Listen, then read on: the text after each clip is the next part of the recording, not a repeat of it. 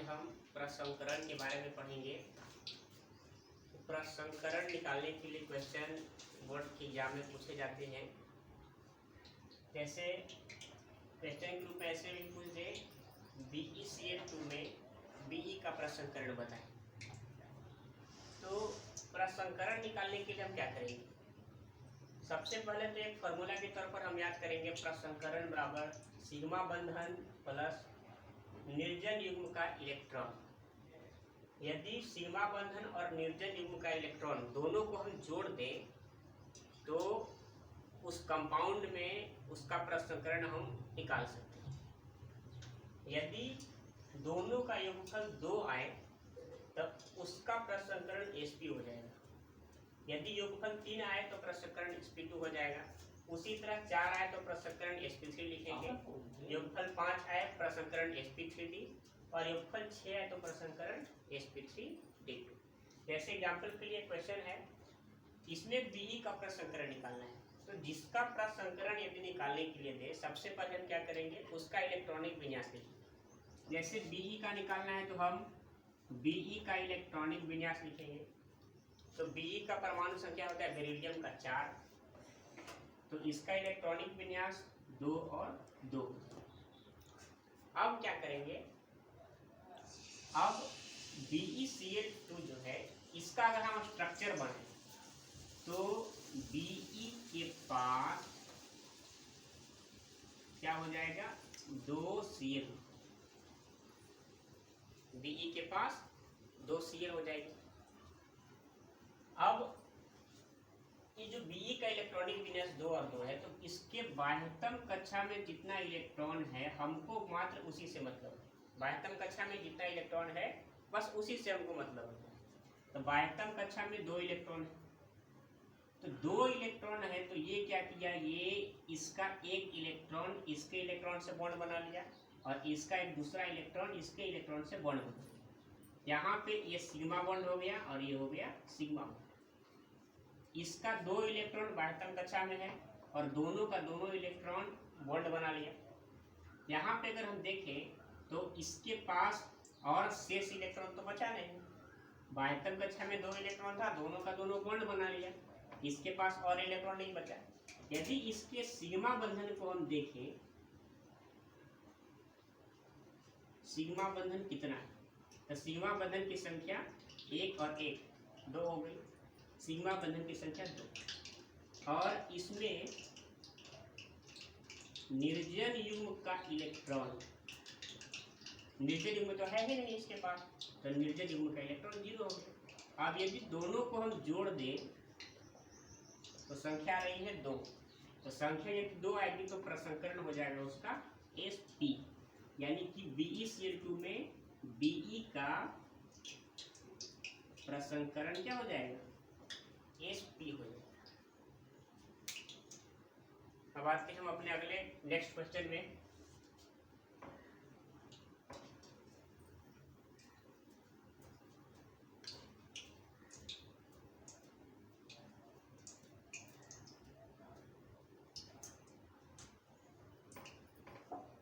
जैसे BF3 में हमें B का प्रसंकरण निकालना है। BF3 में B का प्रसंकरण निकालना है, तो करेंगे क्या, B यानी बोरॉन, बोरॉन का अगर इलेक्ट्रॉनिक विन्यास लिखें तो 2 और 3, परमाणु संख्या 5 होती है तो 2 और 3 हो जाएगी। यदि यहाँ से इसका हम स्ट्रक्चर बनाएं तो B के पास 3F है।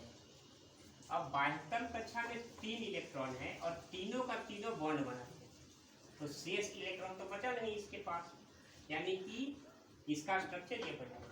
अब यदि सिग्मा बॉन्ड की हम देखें तो सिग्मा बॉन्ड की संख्या 3 आ गई और निर्जन युग्म तो है ही नहीं, तो 0 हो जाएगी, यानी कि दोनों का योगफल आ गया 3।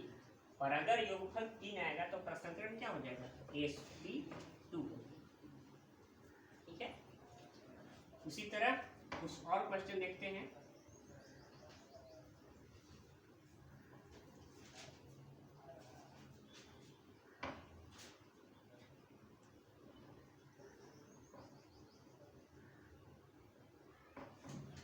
NH3 में प्रसंकरण निकालना है, NH3 में N का प्रसंकरण निकालना है।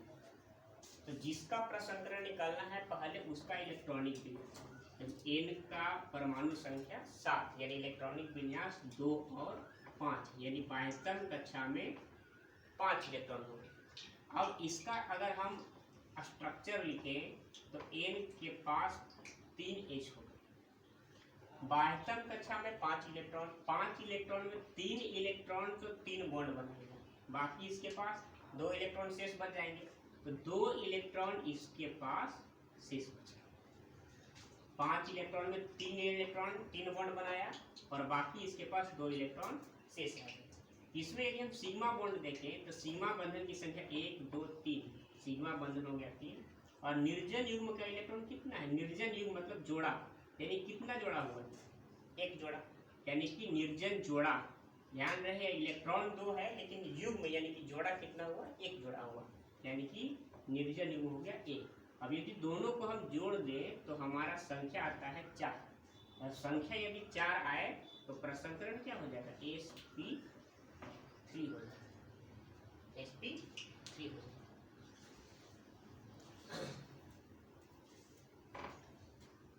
नेक्स्ट क्वेश्चन देखते हैं, चौथा क्वेश्चन।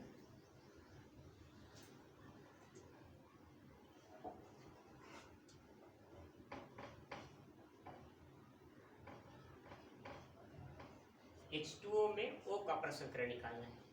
तो O का प्रसंकरण निकालना है तो O का इलेक्ट्रॉनिक विन्यास पहले लिखेंगे 2 और 6 हो, परमाणु संख्या 8 है, इलेक्ट्रॉनिक विन्यास 2 और 6। अब इसका H2O का स्ट्रक्चर बनाते हैं तो O के पास हो गया 2H। अब देखिए इसके बाह्यतम कक्षा में 6 इलेक्ट्रॉन में 2 इलेक्ट्रॉन 2 बॉन्ड बना लिया, बाकी बचा 4 इलेक्ट्रॉन। तो इसके पास शेष बच गए 4 इलेक्ट्रॉन शेष हो गए और 2 इसका बॉन्ड बन गया। अब सिग्मा बॉन्ड की संख्या 2 और निर्जन युग्म यानी कि निर्जन जोड़ा कितना हो गया? 2। ऐसे इलेक्ट्रॉन 4 है लेकिन युग्म कितना हुआ? युग्म हुआ 2। अब यदि दोनों को हम जोड़ें तो हमारा संख्या आता है 4, और यदि संख्या 4 आए तो उसका प्रसंकरण हो जाएगा sp3, यानी कि H2O में O का प्रसंकरण sp3 होता है। H2O में O का प्रसंकरण क्या आएगा? sp3 हो जाएगा। आते हैं अपने नेक्स्ट क्वेश्चन में।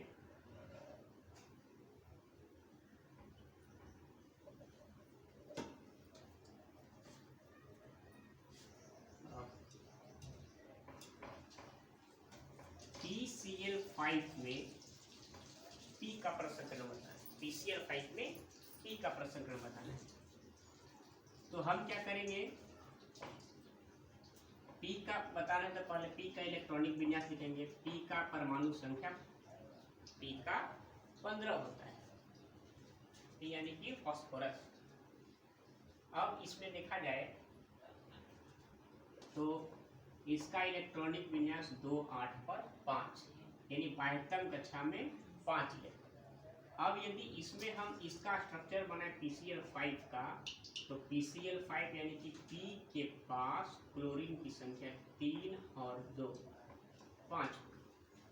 अब 5 इलेक्ट्रॉन बाह्यतम कक्षा में 5 इलेक्ट्रॉन है और पांचों का पांचों बॉन्ड बने, तो इसके पास शेष इलेक्ट्रॉन तो बचा नहीं।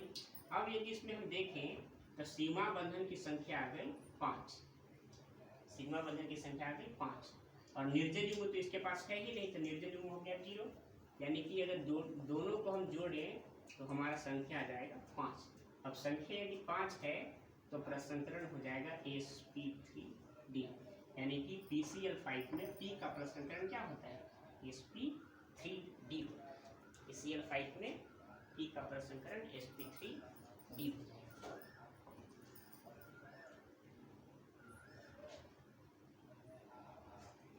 इसी तरह एक क्वेश्चन और देख लेते हैं हम लोग। SF6 में S का ऑक्सीकरण से क्या बताना है? SF6 में S का ऑक्सीकरण, S का प्रसंकरण बताना है। तो सबसे पहले क्या करेंगे? S यानी कि सल्फर का परमाणु संख्या 16, इलेक्ट्रॉनिक विन्यास 2, 8 और 6। बाह्यतम कक्षा में कितना इलेक्ट्रॉन हुआ? 6। अब SF6 का यदि स्ट्रक्चर बनाए तो इसके पास टोटल 6 फॉस्फोरस हैं S के पास। अब यदि देखा जाए तो बाह्यतम कक्षा में 6 इलेक्ट्रॉन है और 6 इलेक्ट्रॉन 6 फॉस्फोरस के द्वारा बॉन्ड बनाए, तो इसके पास तो निर्जल लिंग का इलेक्ट्रॉन बचेगा नहीं। तो सिग्मा बंधन की संख्या 6 और निर्जल लिंग 0, दोनों को यदि हम जोड़े तो 6, और यदि दोनों का योगफल 6 है तो प्रसंकरण हो जाएगा sp3d2। यानी कि SF6 में S का प्रसंकरण क्या होता है? sp3d2 होता है। तो आज के लिए इतना ही, बाकी का चीज हम अगले वीडियो में